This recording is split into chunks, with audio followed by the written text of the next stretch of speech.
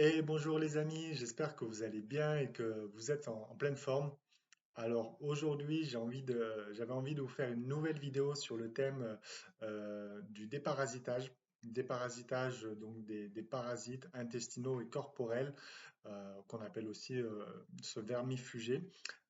Pourquoi cette vidéo? Ben, parce qu'ici, en fait, on approche de la saison hivernale, on est déjà en automne en France, et en fait, pour beaucoup, le mode d'alimentation change et on a tendance, traditionnellement, en tout cas, à manger plus de farineux, parfois plus de sucre. Il y a les fêtes de Noël qui approchent, et c'est souvent une période où on va faire ben, différents excès au niveau de l'alimentation.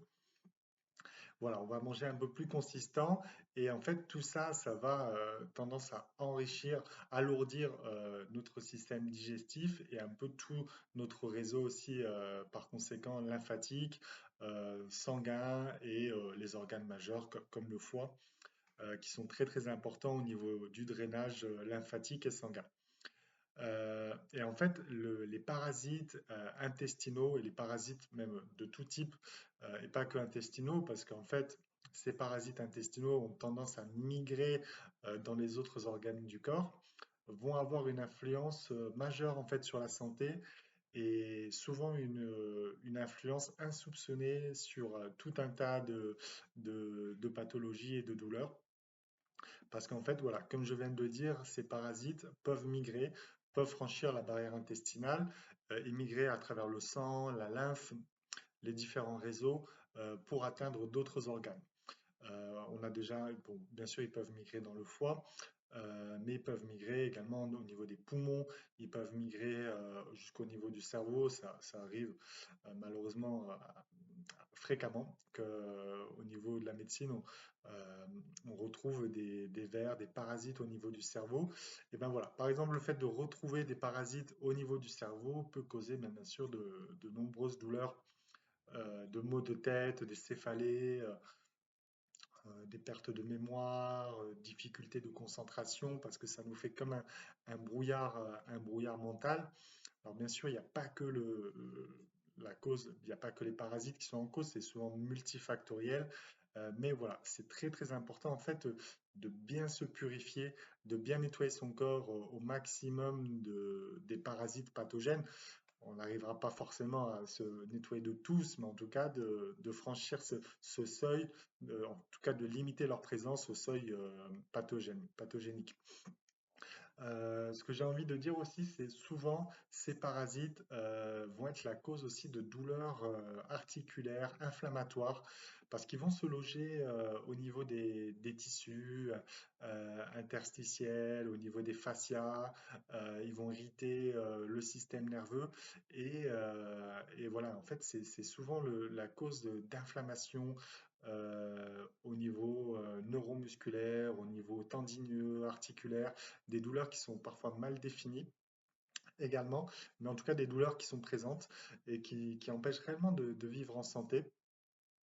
Et parfois, voilà, parfois des patients viennent au cabinet, se plaignent de douleurs sans qu'il y ait réellement de lésions majeures au niveau du système articulaire, mais on peut avoir tendance à trouver pas mal de douleurs de type neuropathie, de douleurs inflammatoires qui peuvent être corrigées à travers un accompagnement naturopathique en complément bien sûr de massage, de séances de reboutement, etc. Les deux sont complètement complémentaires.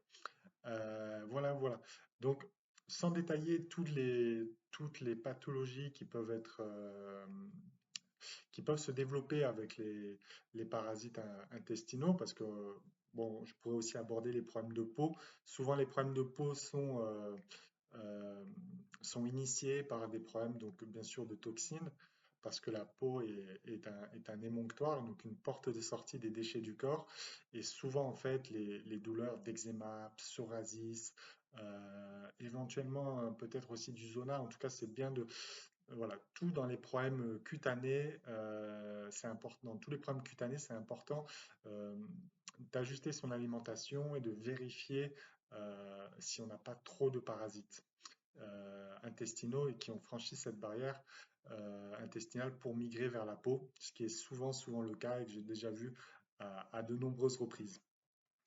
Alors, donc il y a deux choses. Pour lutter contre les parasites intestinaux, on peut lutter de deux manières. Bien sûr, c'est d'abord de réduire euh, la source de ces parasites intestinaux, donc manger moins de produits farineux, de pain, de gluten, moins de sucre également, de produits gras et sucrés comme les croissants, les viennoiseries, tout ce qui va être tarte salée, sucrée, pizza, etc. Voilà, d'éviter de limiter cet apport en sucre et en farineux.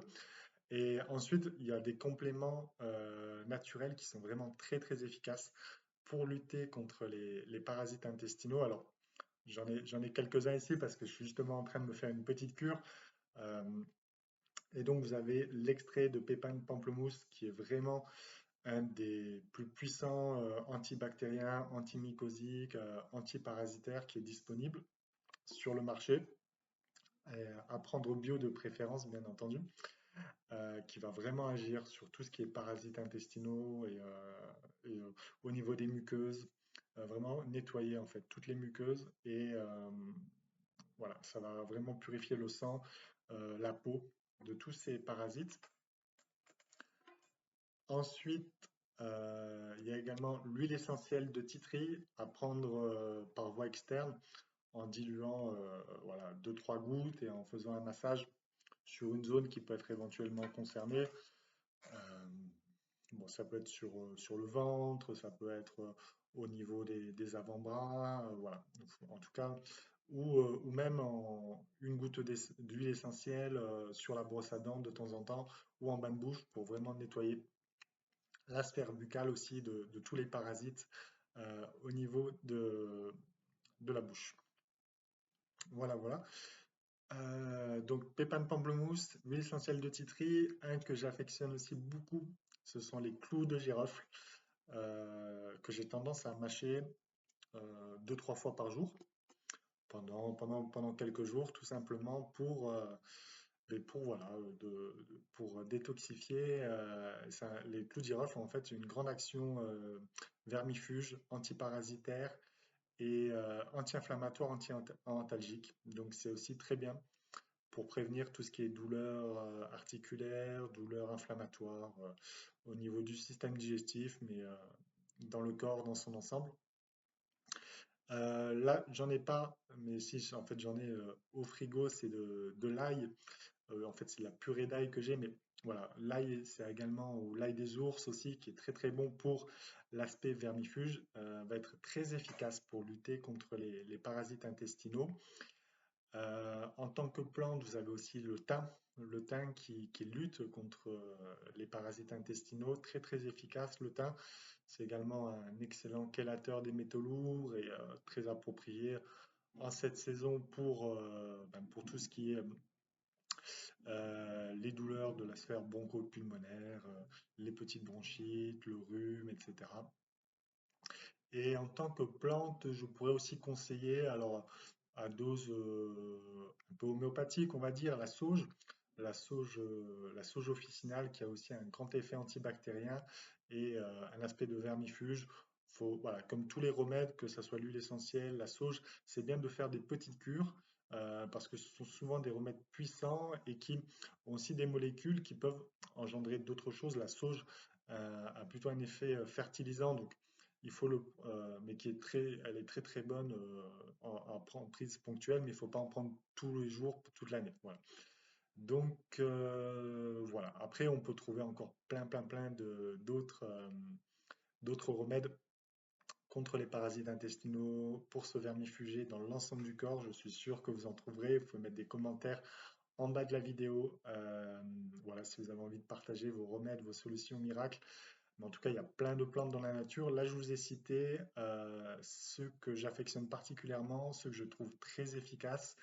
Donc voilà, je répète, c'est l'huile essentielle de titri, l'extrait de pépins de pamplemousse, les clous de girofle, l'ail ou l'ail des ours quand vous en avez, le thym, le romarin aussi, intéressant, et la sauge. Vraiment, avec ces 6, 7 remèdes, je ne sais pas combien j'en ai cité, vous aurez vraiment de quoi faire et de vous maintenir en bonne santé si à côté, bien sûr, vous avez une hygiène de vie, une hygiène alimentaire et une hygiène globale qui est antiparasitaire, bien entendu. Voilà, voilà. Bah, écoutez, j'espère que ça vous aura été utile. Pensez bien, voilà, vraiment à vos fermifuger parce qu'encore là, je me rappelle que certains scientifiques ont même découvert des liens entre le fibromutérin et la présence de parasites. En fait, c'est vraiment pour vous dire que cet aspect de la présence de parasites pathogènes en trop grand nombre dans le corps peut vraiment avoir une influence notable et insoupçonnée sur plein de pathologies. Donc, quoi qu'il en soit, c'est bon de veiller à se déparasiter, à se détoxifier de manière régulière. En fait, tout simplement pour maintenir son corps en bonne santé. Parce que qu'est-ce qui se passe également, c'est que en fait, si le corps doit lutter, activer le système immunitaire, les défenses immunitaires pour lutter contre des parasites intestinaux et corporels, il va pas dépenser cette énergie tout simplement pour être en vitalité. C'est-à-dire que vous allez fonctionner, on va fonctionner si on en a à, je sais pas, 40-50% de notre vitalité, euh, parce qu'il y a des agents, il y a des virus, il y a des bactéries, il y a des parasites qui nous fatiguent, qui utilisent l'énergie, notre énergie vitale pour se défendre contre ces agents pathogènes. Et donc, en fait, inconsciemment, on est bien en dessous de notre vitalité potentielle maximale.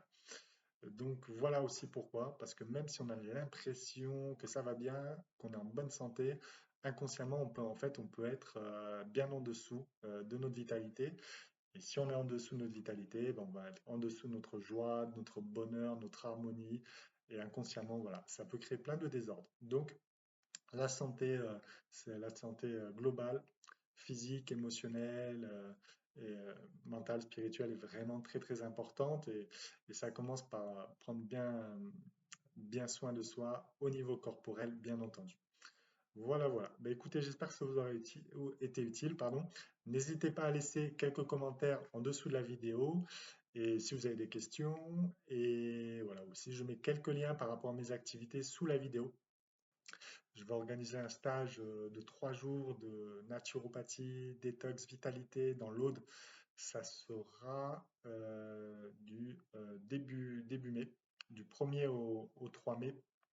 En tout cas, vous allez retrouver le lien en dessous de la vidéo. Donc, pendant 3 jours, on va réellement aborder plein de sujets, plein de pratiques pour être en santé, de pratiques expérimentées depuis au moins une bonne dizaine d'années, très facilement, voire plus, oui, même plus de 10 ans. Euh, et puis l'expérience du cabinet en naturopathie, en reboutement, donc vraiment avec des techniques, des pratiques qui sont éprouvées. Et voilà. Donc ça va être un très très bon séjour. N'hésitez pas également à cliquer sur le lien pour toutes les informations si besoin est. Voilà, voilà. Eh bien, écoutez, je vous souhaite une très très bonne journée. Je vous embrasse. Portez-vous bien, sportez-vous bien. Et voilà, à très bientôt et en pleine forme. Bye bye.